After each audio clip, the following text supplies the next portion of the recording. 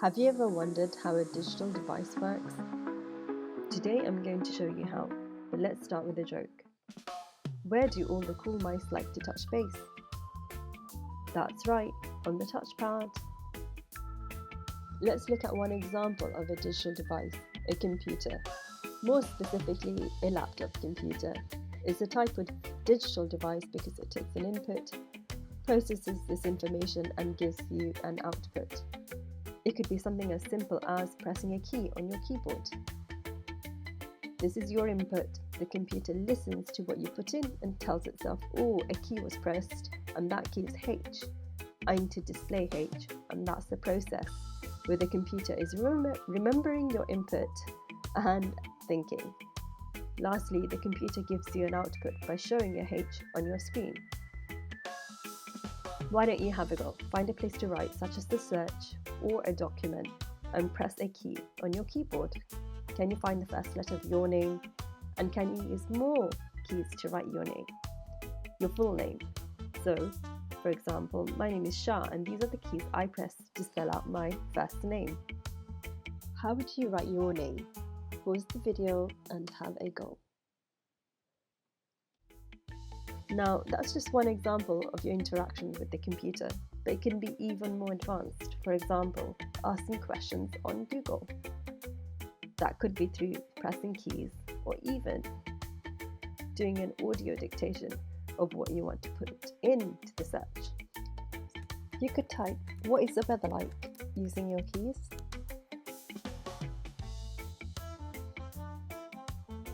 Now that you know that a digital device needs input, something for you to do, a process, something that the computer does, whereby it remembers and thinks about what to do with your input, and finally an output, something to share with you.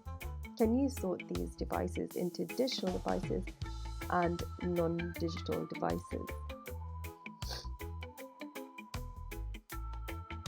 Well done if you placed mobile under digital devices, because here your input could be an app that you press on. The process is your choice and the output is that it loads this app. Well done if you placed digital camera under digital devices, because here your input could be pressing on the capture button to process your snapshot, and the output is that it loads it on the screen at the back. Well done if you placed a laptop computer under digital devices.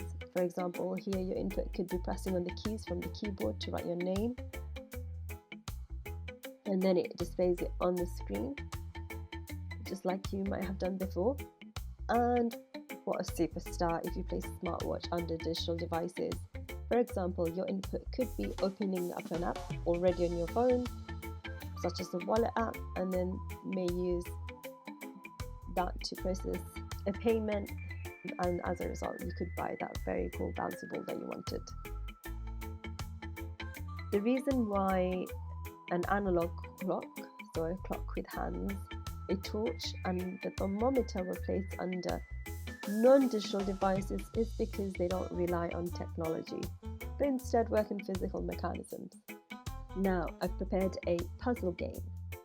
This picture is a palace room from the slums of Sanaa. Princess Hind wants to donate her digital devices to the local youth centre to help more children learn about computing. Can you help her collect all the digital devices by spotting them in her room? Good job if you found the mobile phone on the floor, the tablet on the bookshelf, the smartwatch placed on the chair, the laptop on the table, and lastly the digital camera resting on top of the books. Well done, you're a superstar.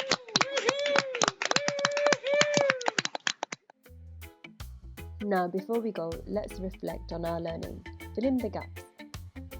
A digital device requires an something, something, and something, full stop. Examples of digital devices are a something, something, and something, full stop. Below are some clues of what could go in. to the gaps? Well done if you gave the answer. A digital device requires an input, process, and an output. Examples of digital devices are a mobile, smartwatch, and laptop. The examples could be in any order. Now, if you'd like to self-assess, answer these questions. Is this statement true or false, and why? Explain how you know. A smartwatch is a type of digital device. And secondly, why is a torch not a digital device? Why don't you leave your answer in the comments? I'll give you a like if you did get it correct. If not, I'll give you some feedback to help you along the way. And I hope you had fun learning computing with us today. If you did, please give us a thumbs up so we know you found it helpful. Bye bye for now.